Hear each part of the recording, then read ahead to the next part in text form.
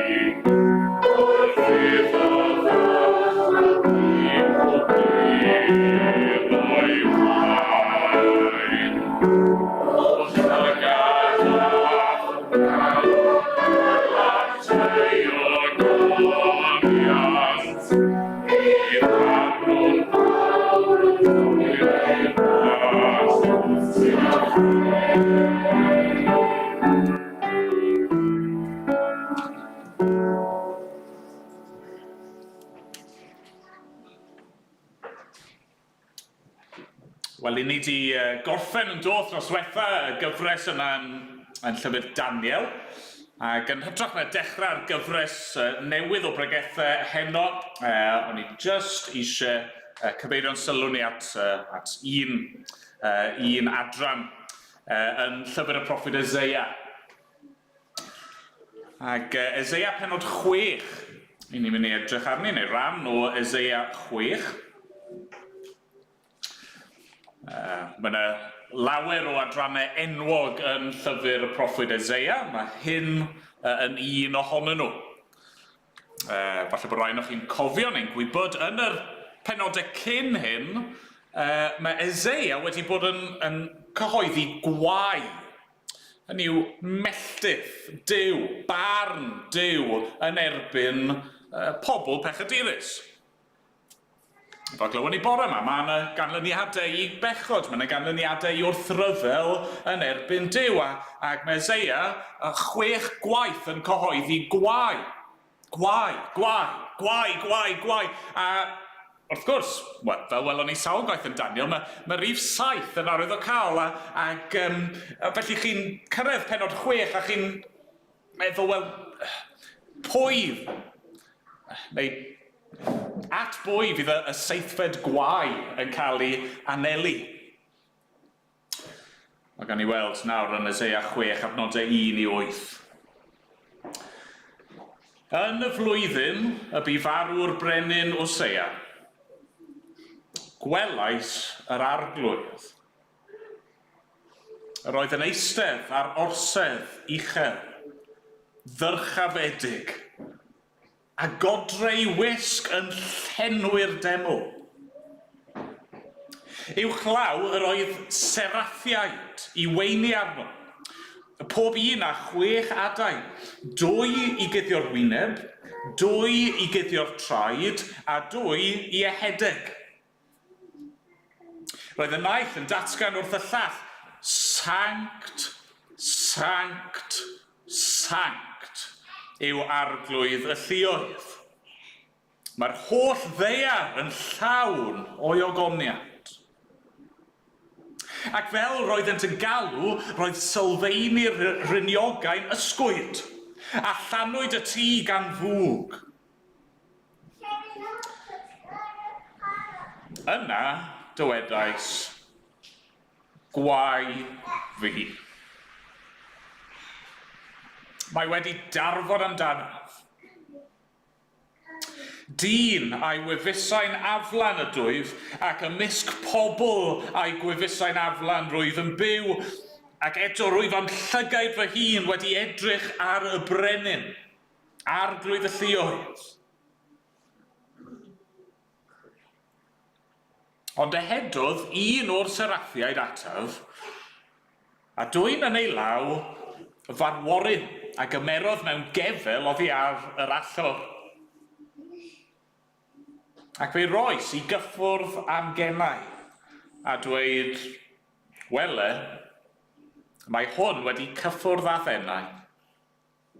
Symudwyd dy ddrygion, a maddeuwyd dy bechod. Yna clywais yr arglwydd yn dweud, pwy a anfonaf?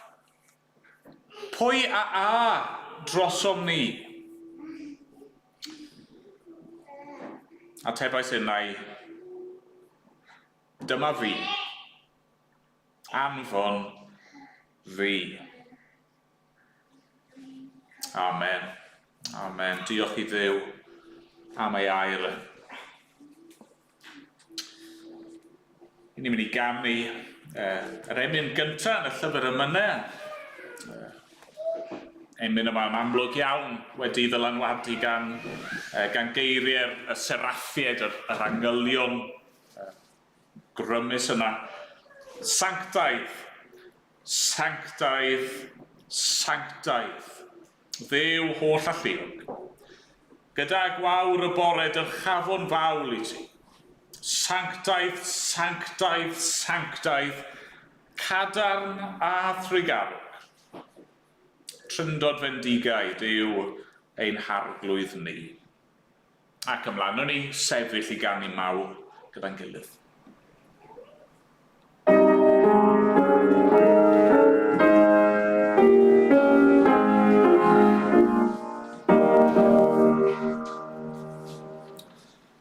Sanctaidd, sanctaidd, sanctaidd,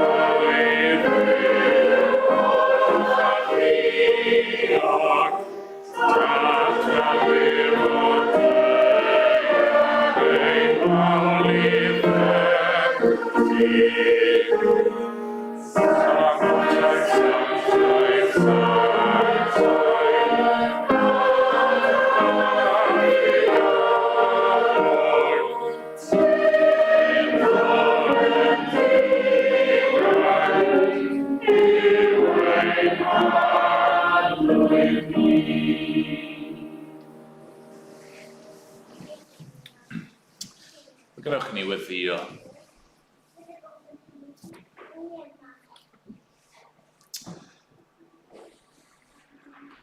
O arglwydd ein Duw.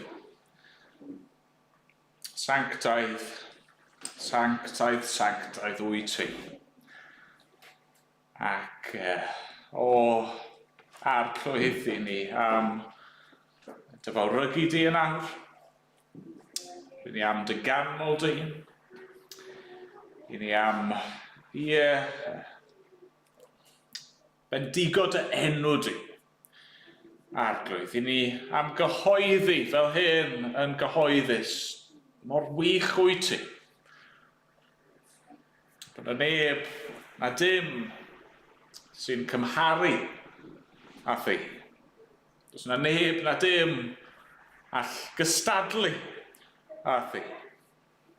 Arglwydd, i ni wedi gweld yn y dyddiau diwethaf yma, grym byd natur, y grym dy greadigaeth di. Ac arglwydd, i ni'n crynu wrth ystyried bod y pethau yma, hyd yn oed yr gwynt cryfa, fod e'n ddim o gymharu gyda dy nerth di. Arglwydd, does na neb na dim all dy wrth sefyll di. O arglwydd. I ni yn gwybod ac yn teimlo fod ein geiriau ni yn annigonol. I ni'n diolch i ti am dy air di nawr a'r cofnod yma sy'n gennym ni o'r hyn brofodd y proffwyd Eseia. Ac arglwydd yn diolch bod geiriau yma wedi cael eu cadw ar ein cyfer ni. Fel yn bod ni yn gallu darllen yma, yn gallu clywed am mor fawr wyt ti. A dad, ni'n diolch dy fod ti yn awr trwy dy air di ac yn nerth y ysbryd glân di, dy fod ti yn afo dod yn agos at y rai sy'n dy geisio di. Arglwydd, falle gawn ni ddim yr un profiad ag y gafodd Eseia, ac eto mewn un ystyr mae'n profiad ni yn gallu bod yn fwy, oherwydd rwy ti wedi tywall dy ysbryd glân di ar dy eglwys di. Mewn ffordd nawr oedd ddim yn wir yng nghyfnod Eseia. Arglwydd, oherwydd gwaith gorffenedig dy fab di, yr arglwydd Iesu. I ni nawr, fel dy bobl di ar ysbryd glân yno ni, arglwydd i ni, i ni pryn yn gallu deall gwerthfawrogi mor wych. Mor wych yw'r pethau hyn. Dad, ni'n cyffesu bod ni'n cymryd llawer o'r pethau yma mor ganiataol. Roedd glywon ni bore yma, ffaith bod gennym ni dy air di yn ein iaith ein hunan ag copi i bawb arglwydd, mae hynny'n fraint mor fawr. Ffaith bod ni'n cael dy nabod di ac yn cael dy alw di yn dad.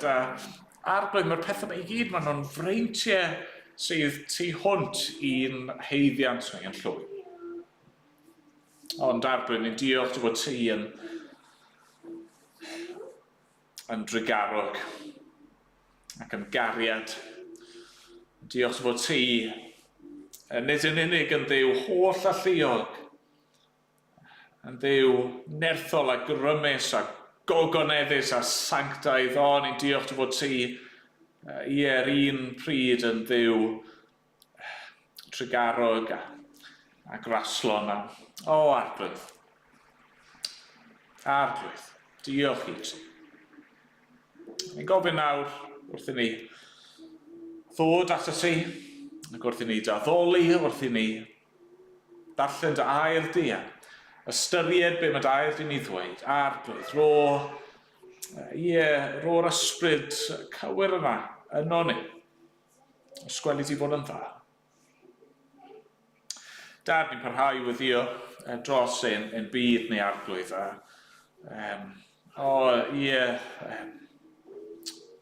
Gweld fod rhyfel neu rhyw fath o wrthdaro yn dod yn gynyddol debygol ac arglwydd. Unwaith eto yn gweddi ni yw arna ti i ogoneddu dy enw mawr di dy hun. Deled dy deyrnas, arglwydd. Deled dy deyrnas. A wneud i weithio y mywydau pobl, wneud i achub pobl, wneud i ddod â phobl at y ti dy hun. A wneud i, arglwydd, weithio y mywydau dy saint di. Gad i'n profiadau ni a hyd yn oed ein dioddefaint ni, i'n paratoi ni ar gyfer tragwyddoldeb gyda thi. Dduw ein tad, a thad ein harglwydd Iesu Grist. Derbyn ein mawl ni am diolch ni nawr. Ni'n gofyn arna ti fod gyda ni yn y munudau nesaf yma. A mynd bod ni'n gofyn yn enw yr arglwydd Iesu. Amen. Amen. Ganwn ni o'r atodiad gyda'n gilydd, rhif 55. Ti yw'r gair oedd o'r dechreuad, gyda'r tad cyn bod y byd. Roes dy sêr a'r holl blanedau yn ei lle, cyn dod i'r cryd. Roedd yn dal y greadigaeth gyda'i gilydd trwy dy lef. Boed i'r tir a'r môr dyfoli gyda lluoedd daear a nef. Ti yw awdur y greadigaeth. Ti yw arglwydd popeth sydd, ac atseinia cryd dy gariad drwy bob gwlad. Hwna ni ganu nawd yn gilydd.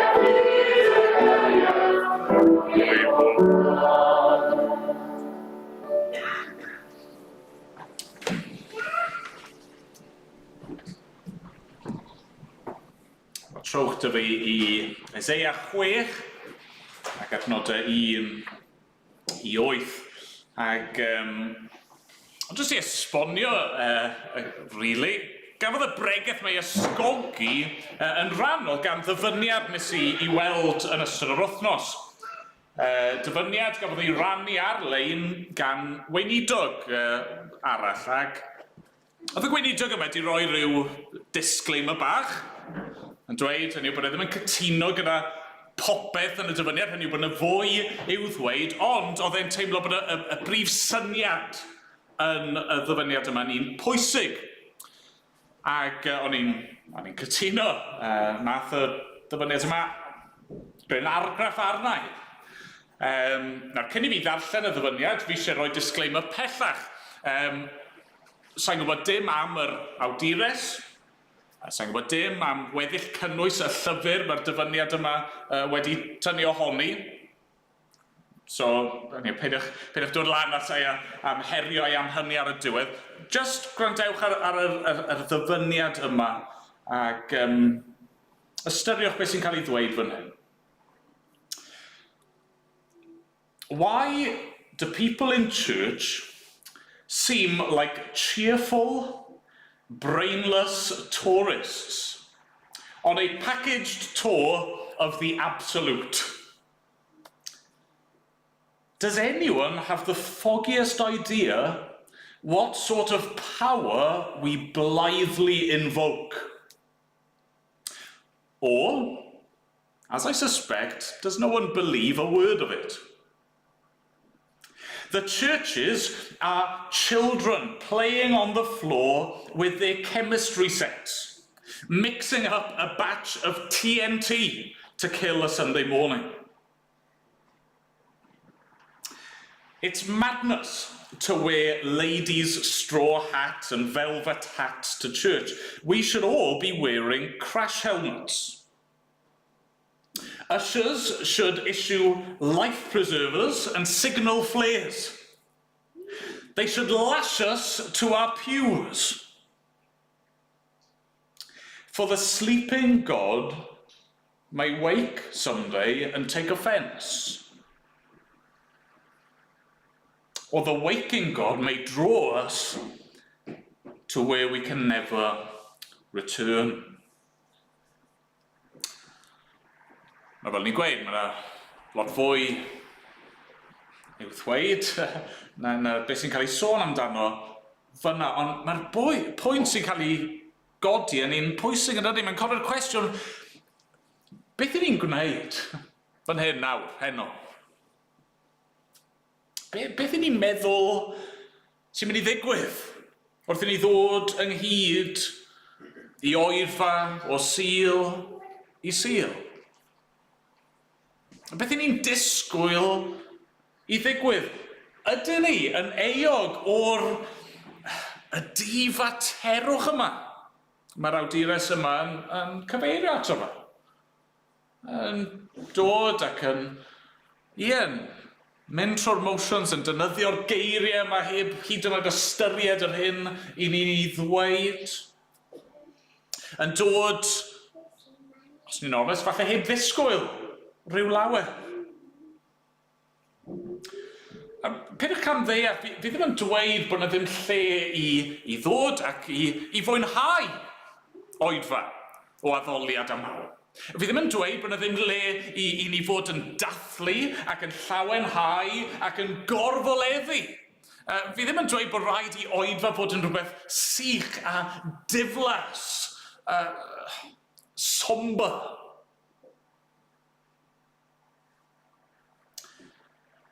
Ond ydy e'n dig i ddweud bod ni yn aml iawn yn cheerful, brainless tourists on a package tour of the absolute? Na ddylsen y fod fwy o sobrwydd. Na ddylse fe fod yn wir bod ni yn bobl difrifol. Bod yna rhyw barchedig ofn yn gymysg gyda'n llawenydd a'n dathlu. Y lyfr yn doedd wedi cael ei gyhoeddi yn ystod yr lockdown gan Mike Reeves. Llawer o'n ni fi'n credu wedi darllen Rejoice and Tremble. A'r ddau beth yna, a dim ond a gweud y gwir pan maen nhw gyda'i gilydd, mae'n addoliad ni o Dduw yn gywir ac yn gyflawn ydyn ni fod i lawenhau ynddo fe. Ond ar yr un pryd, mae eisiau bod yr parchedig ofn yna ohono fe. Mae yna lawenydd yn yr crynu a'r ryfeddu yma, a'r mor fawr a mor wych, mor ofnadwy. Dynyddio hynny yn y ffordd cywir, mor ofnadwy yw ein Duw ni. Fi'n credu nath yr ddyfyniad yna gymaint o argraff arnau oherwydd mae yna broblem yn does, fi'n credu yn ein oes ni. Yr term Saesneg yn ddrwg, yr consumer culture.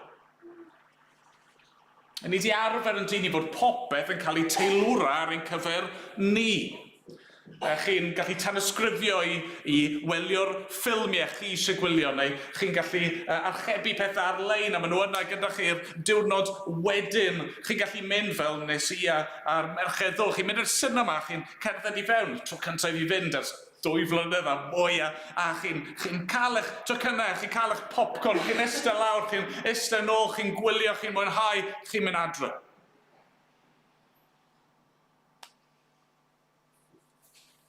A nid dyna ddylse fod bywyd eglwys. Nid dyna ddylse fod Oedfa'r o fawl ac addoliad. I ni'n dod i gwrdd â Duw. I ni'n dod i wrando ar ei air. I ni'n dod i'w bresenoldeb e. I ni'n dod nid yn unig i dderbyn, mae hynny yn wir, a yn ei ras mae yn tywallt i fendithion arno ni, ond i ni'n dod hefyd i roi.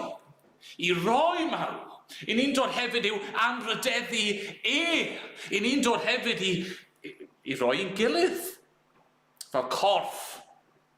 Pob aelod yn cyfrannu at anghenion y corff gyfan. Yna pam o'n eisiau ni droi at Eseia pennod 6. Mae yna awgrym yn hyn, dyw ddim yn glir, mae yna awgrym yn hyn fod Eseia wedi mynd i'r deml. Fel bydde fe wedi gwneud droion o'r blaen. Ond yn y deml, mae yna rhywbeth yn digwydd. Mae'n derbyn y weledigaeth yma. Mae'n profi rhywbeth o bresenoldeb Duw, ac oedd y profiad yna yn mynd i'w newid e. Yn mynd i osod ei stamp arno fe a'i fywyd a'i weinidogaeth mewn ffordd sydd yn amlwg iawn pan ych chi'n darllen ymlaen trwy weddill y llyfr. Felly be profodd Eseia, neu beth welodd Eseia o'r newydd am yr arglwydd? Wel, y peth cyntaf, fi'n credu, sy'n sefyll allan yw, bod Eseia wedi dod i weld, mae Duw yn fwy gogoneddus na gallwn ni ei amgyffred. Mae Duw yn fwy gogoneddus na gallwn ni ei amgyffred. Fi wedi awgrymu bod Eseia'n mynd lan i'r deml. Yr adeilad gwych yma. Sa'n gwybod os ych chi'n fan o bensaerniaeth, ond os i chi, byddwch chi wedi eisiau gweld yr adeilad yma. Hyd yn oed yn amser Iesu, pan oedd yr adeilad wedi cael ei ddinistrio a'i ail-adeiladu, a ddim hanner patch ar y gwreiddiol, ond hyd yn oed ar y pwynt yna, oedd yr Iddewon yn ymhyfrydio. Edrychwch ar y cerrig yma, meddwl. Wel, dychmygwch y greiddiol, yr un enfawr yma oedd Solomon wedi adeiladu, yr holl gyfoeth oedd wedi cael ei dywallt iddi, yr holl air a'r deunyddiau gorau i gyd, y crefftwyr i gyd i bod wrthi yn gywrain, yn gosod y cwbl at ei gilydd. Bydde fe wedi bod yn ryfeddod. A nid yn unig hynny, nid jyst bod e'n adeilad gwych, ond y syniad. Mae dyma lle oedd Duw yn presynoli ei hun. Dyma'r man oedd e wedi gosod ei enwau. Dyma'r man lle roedd e'n mynd i fendithio ei bobl a cwrdd a'i bobl. Hynny, dos na ddim adeilad arall all cymharu gyda fe. Ac oedd Eseia yn gwybod hyn. Oedd Eseia wedi gweld y pethau yma o'r blaen. Ond y tro yma mae rhywbeth gwahanol yn digwydd. Ond oes, yn y flwyddyn y bu farw brenin Eseia, gwelais yr arglwydd. Roedd yn eistedd ar orsedd uchel ddyrchafedig a godre ei wisg yn llenwi'r deml. Mae Eseia yn derbyn gweledigaeth o Dduw. Ac oedd yr hyn welodd yn fwy nag unrhyw beth oedd e'n gallu ddychmygu. Yn fwy nag unrhyw beth oedd e'n gallu i amgyffred. Y ffordd mae'n cael ei ddisgrifio i ni fan hyn yw bod godre gwisg, hynny yw ymylon gwisg yr arglwydd yn llenwi y deml. Y deml yma oedd mor wych, mor ryfeddol, mor bwysig i bobl Dduw.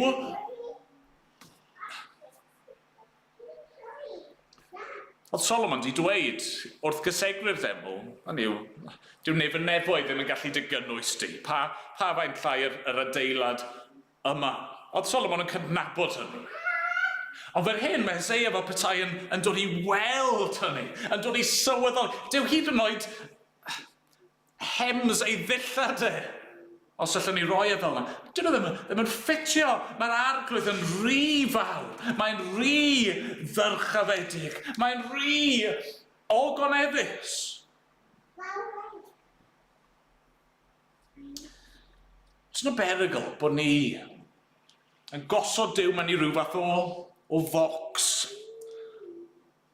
Wedyn ni wedi twyllo'n hunan i feddwl bod ni yn gwybod popeth am Dduw, popeth sydd ei angen i wybod.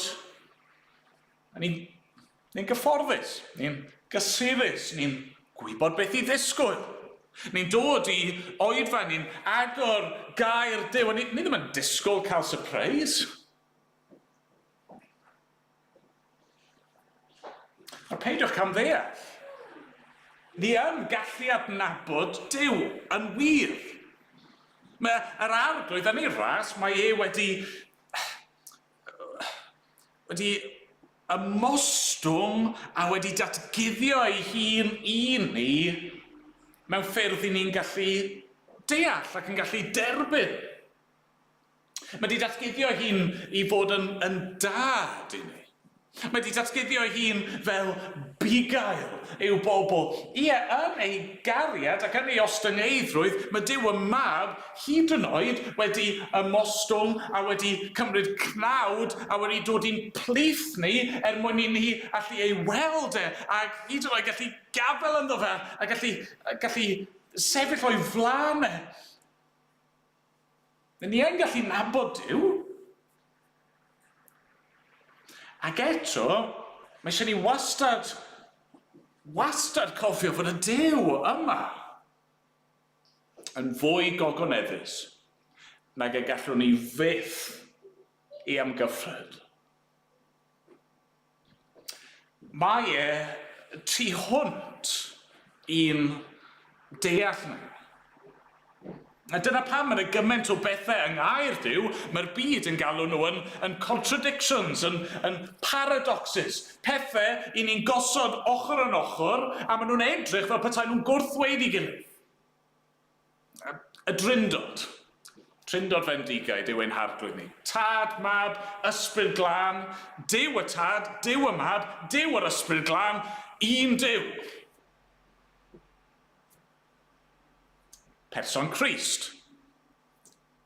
Gwir Dduw, gwir ddi. Dwy natur mewn un person. Gair Duw. Gair wedi ei ysbrydoli gan yr arglwydd, gair perffaith, awdurdodedig, digonol Duw, ac eto ar yr un pryd wedi ei ysgrifennu a'i gofnodi gan ddynion.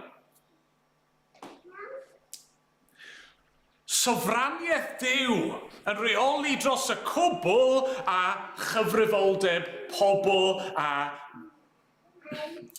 effeithiolrwydd gweddi. Mae'r pethau yma, mae gymaint ohonyn nhw, a chi'n dal nhw ochr yn ochr, a chi'n meddwl ddim yn gwneud sens. Sut gall y ddau beth yma fod yn wir? Wel, i ni ddim yn gallu deall nhw'n llwyr, achos nid Duw ydyn ni. Mae'r arglwydd yn fwy ac yn fwy gogoneddus na gallwn ni fyth ei amgyffred.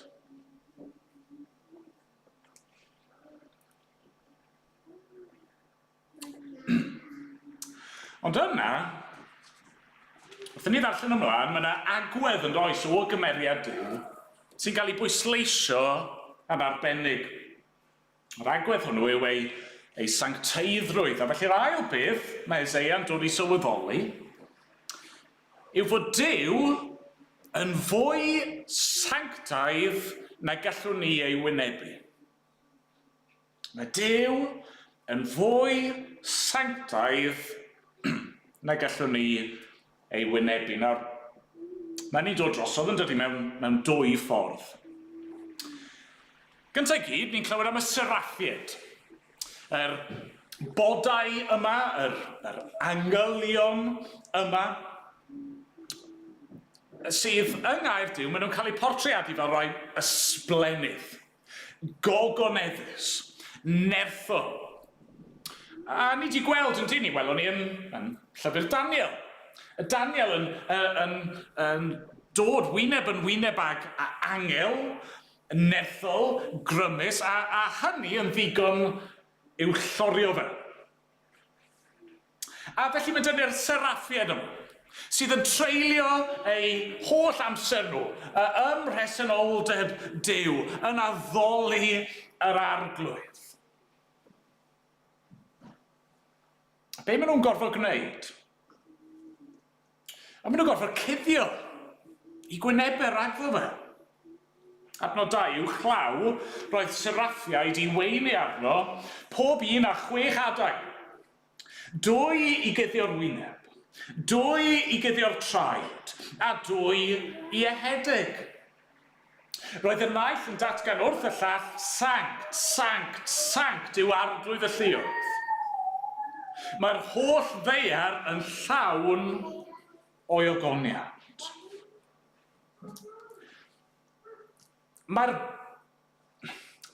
bodau, y beings, di-bechod yma, yn gorfod cuddio'i gwynebau, gorfod cuddio'i traed, ger bron sancteiddrwydd Duw. Yn y Beibl, yn aml iawn, os chi eisiau pwysleisio rhywbeth, chi'n gweud e dwywaith. Ond pan mae rhain yn sôn am yr arglwydd a'i sancteiddrwydd maen nhw'n gorfod dweud e tair gwaith. Sanct, sanct, sanct. Mae e mor sanctaidd. Mae e mor arbennig. Mae e mor ar wahân. Mae e mor lan. Mae e mor bir. Mae e mor gyfiawn. Mae e mor hyfryd ym mhob ffordd. A os mae dyna sy'n mae'r seraffiad yn ymateb I Dduw, dwi ddim yn surprise pan ni'n darllen ymateb Eseia. A cofiwch nawr, oedd Eseia yn ddyn diwiol. Hynny yw, oedd e'n berson oedd yn caru'r arglwydd, oedd e'n ceisio yr arglwydd. Ei ddymuniad oedd gwasanaethu Duw. Ond wrth iddo fe dderbyn yr weledigaeth yma. Adnod 5, dwedais gwai fi. Gwai fi. Mae wedi darfod amdanaf. Dyn a'i wefusen aflan ydw i, ac ymysg pobl a'i gwefusen aflan roedd yn byw.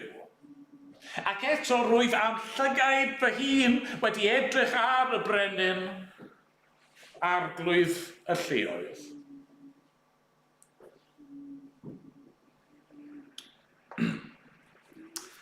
Mae Eseia yn disgwyl y dyma'r diwedd. Sut gall neb weld Duw? Sut gall neb ddod I bresenoldeb Duw a byw? A mae o'n dod mor ymwybodol yn y foment yna. Nid yn unig o fawredd Duw a'i ogoniant ond o'i sancteiddrwydd. Ac yng ngoleuni'r sancteiddrwydd yna, mae'n gweld I bechod yn gweld mae gwai fi. Yn gweld mae'r cwbl mae'n ei heiddi yw I gael ei ddinistrio. Mae'n dod I weld fod Duw yn fwy sanctaidd na gallwn ni, fel ydyn ni, I wynebu. Dyw e ddim yn ddew I gymryd yn ysgafn. Falle bod wedi rannu'r stori yma dych chi o'r blaen, os ydw i'n maddeuwch I fi. Un tro o'n i'n gymharol ifanc, sa'n cofio pa mor hyn yn union. Ac o'n i yn hi rai aelodau'r teulu fy hun, Ewythr a'n hen fodryb. Siwr o fod tu adeg yn Nadolig oedd hi, ond sa'n cofio'n union. Ac ar y pwynt yna, eto sa'n siwr pa mor hen o'n i, ond o'n i wedi clywed am drydan. O'n i wedi clywed am yr ffenomenon yma o'r enw electric shocks. Falle bod wedi gweld rhyw gymeriad cartŵn yn cael rhyw sioc, ac o'n i'n meddwl, mae hwnna'n edrych fel rhywbeth byswn i'n eisiau profi. A dechrau bach o hwyl. A fi'n cofio cymryd rhywbeth fel paperclip neu rhywbeth fel yna, ac y mwriad I oedd roi'r paperclip yna mewn I socket ar y wal. A fi'n cofio, o'n I ar fin I wneud pan, diolch I Dduw, nath yn had ci weld beth o'n I ar fin I wneud, a nath e roi andros o row I fi. A nes ar ôl, pan fi'n cofio fe, sa'n cofio pa mor hen ydy, ond fi'n cofio'r stŵr ges. Yn iawn felly. Achos oedd beth o'n i'n mynd I wneud, oedd e'n ffôl. Oedd yn beryg bywyd. O'n i'n chwarae o gwmpas ac yn trin yn ysgafn rhywbeth oedd yn heiddi pach. Rhywbeth oedd fod I gael ei drin yn ofalus. A bydd lot ohonoch chi'n gwybod, erbyn hyn, I fi, falle bod yma rhan o pam, fi'n gwrthod wneud unrhyw beth trydanol yn y tŷ. Mae bron a bod galw electrician jyst I newid light bulb, achos sa eisiau cyffwrdd trydan. Dyma Eseia fan hyn yn gweld rhywbeth o sancteiddrwydd Duw, ac yn gweld mae'r Duw yma, mae'n fwy sanctaidd na gallai ei wynebu. Ie, mae'r cenhedloedd o'n cwmpas ni'n bechadurus. Oes, mae'n y bobl pechadurus fan hyn yn ein gwlad ni, ond gwae fi, medde Eseia. Gwae fi.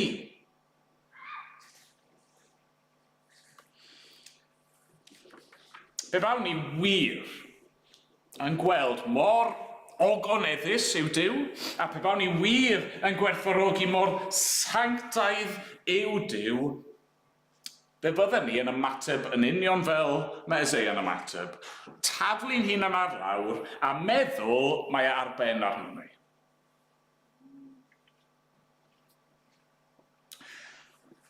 Ond diolch i Dduw, i ni'n dysgu rhywbeth arall amdano fe, yndyn ni.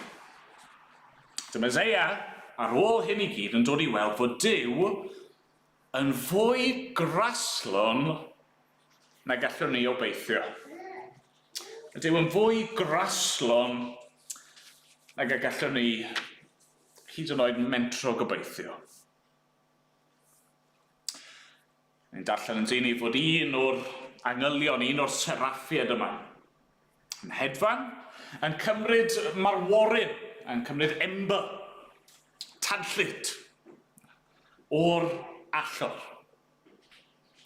Adnod 6, hedodd un o'r seraffiad ataf, a dwyn yn ei law farworin a gymerodd mewn gefel, mewn tongs, oddi ar yr allor, ac fe roes i gyffwrdd am gennau. A dweud, wel mae hwn wedi cyffwrdd â thennau. Symudwyd dy ddrygioni a maddeuwyd dy bechod. Nawr, wrth gwrs, mae'r symboliaeth yn glir, yn dydi? Ys dim angen i fi esbonio mewn un ysyr beth sy'n digwydd fan hyn. Beth yw'r allor? Wel, yr allor yw'r man lle mae aberth yn cael ei gynnig. A nawr mae yr aberth yna fel petai'n cael ei gymhwyso i Eseia. Trwy'r aberth sydd wedi cael ei roi ar yr allor, mae Eseia, ei bechod, yn gallu dod at y Duw gogoneddus a sanctaidd yma, a mae Eseia yn gallu cael ei biro, yn gallu cael ei lanhau, yn gallu sefyll ger bron Duw. Ac wrth gwrs, i ni'n gwybod, mae cysgod oedd y pethau hyn. Cysgod oedd aberthau y deml o'r aberth fawr oedd i ddod. Yr aberth yna nid o anifeiliaid, ond person. Yr arglwydd Iesu Grist. Duw y mab ei hun. Y Duw ddyn gogoneddus a sanctaidd, yr un nath gymryd arno fe ei hun, ein natur ni, dod yn un ohono ni, uniaethu ei hun yn llwyr gyda ni yn ein dyndod ni, ond yna dod a chyflwyno i fywyd perffaith, dibechod yn aberth trosto ni. I ni, wrth ddod i Oedfa'r fel hyn, yn gallu mwynhau y maddeuad, yr piro, y glanhau yna, sy'n dod trwy'r arglwydd Iesu Grist. A dyn ni'n gwerthfawrogi hynny, a dyn ni'n ymwybodol o hynny.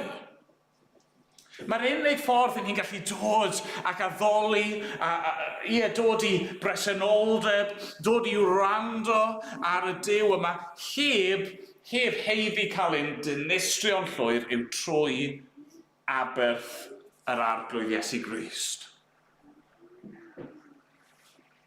A nid yn unig hynny, nid yn unig fod yn ei gariad yn maddau ac yn tostyrio.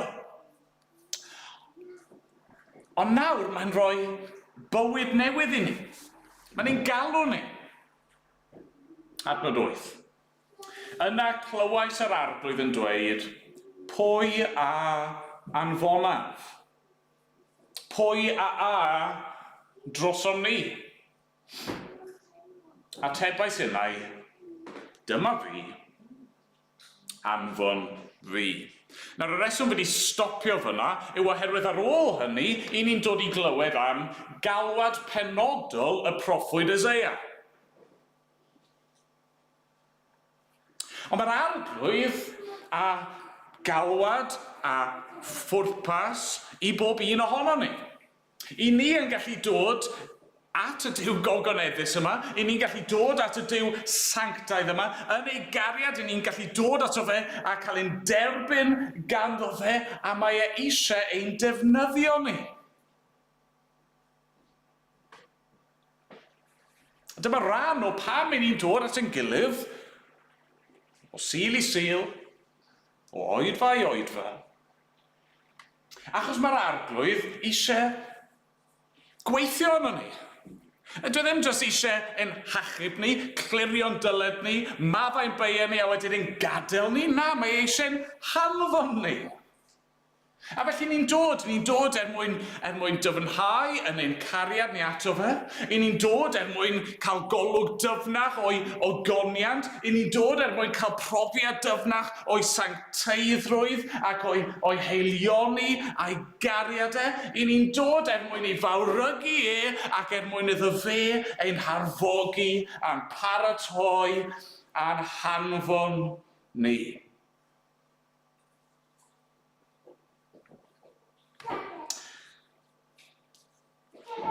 Beth i ni'n gwneud yma? Beth i ni'n disgwyl wrth ddod i Oedfa? Beth yw'n blaenoriaeth ni? Ydyn ni eisiau cael ein difannu? Ydyn ni eisiau cael ein cysuro? Ydyn ni eisiau dysgu? Mae yna le i'r pethau hynny. Ac eto yn blaenoriaeth ni, ddylse bod ni'n dod mwyn cwrdd â Duw. Dod i'w ogoneddu, dod i gael ein trawsnewid, i fod yn fwy tebyg iddo fe, dod i gael ein paratoi ganddo fe i'w wasanaethu. Mwyn enw. Amen. Amen. Ni'n mynd i ganu o'r llyfr y mynau. Emyn arall sy'n amlwg iawn wedi dylanwadu gan yr adran yma yn Eseia 6.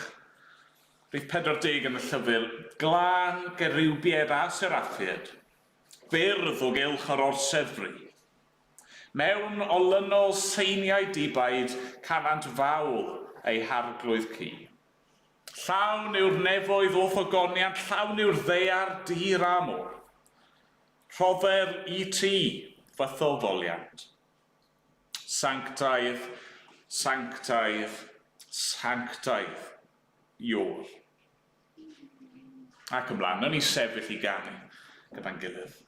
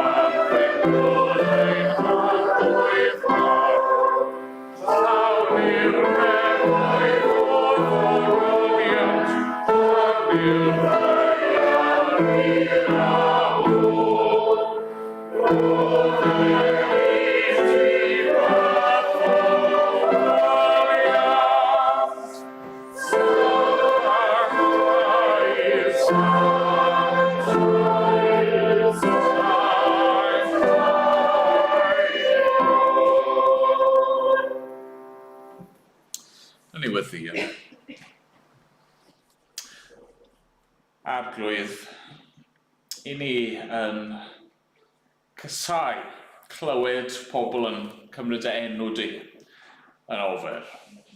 I ni yn i chael ein atgas pan mae pobl yn bychanu yr arglwydd Iesu Grist ac yn defnyddio ei enwau fel rheg. Ac eto arglwydd, i ni cyffesu falle mewn rai ffyrdd bod ni yn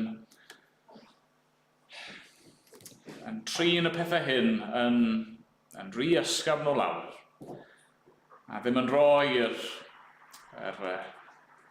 parch a difrifoldeb i dy bethau di y dylsen ni. Maddau ni arglwydd. Dad, wrth i ni weld dy fawredd di a dy sancteiddrwydd di a dy gariad di, arglwydd i ni'n yn gorfoleddu yno ti. Ie, ni'n cael rhyw thrill o ystyried mor fawr wyt ti a mor wych wyt ti. Ac arglwydd i ni yn dathlu ac i ni yn llawenhau yn dy iachawdwriaeth di. Arglwydd, ni'n mawrygu dy enw di. O'n i'n gofyn am dy gymorth di hefyd fel eglwys. I ni fod yn dy drysori di ac yn dy anrydeddu di. Ac yn dy flaenoriaethu di mhob dim rydyn ni'n wneud. Arglwydd, derbyn ni nawr yn ddiolchgar. Bydd gyda ni, bydd gyda rai sy'n falle'n teithio ar hyn o bryd neu yn y dyddiau nesaf, arglwydd, bydd yn agos ato ni. A mae'n bod ni'n gofyn yn enw ac yn heiddiant yr arglwydd Iesu Grist. Amen.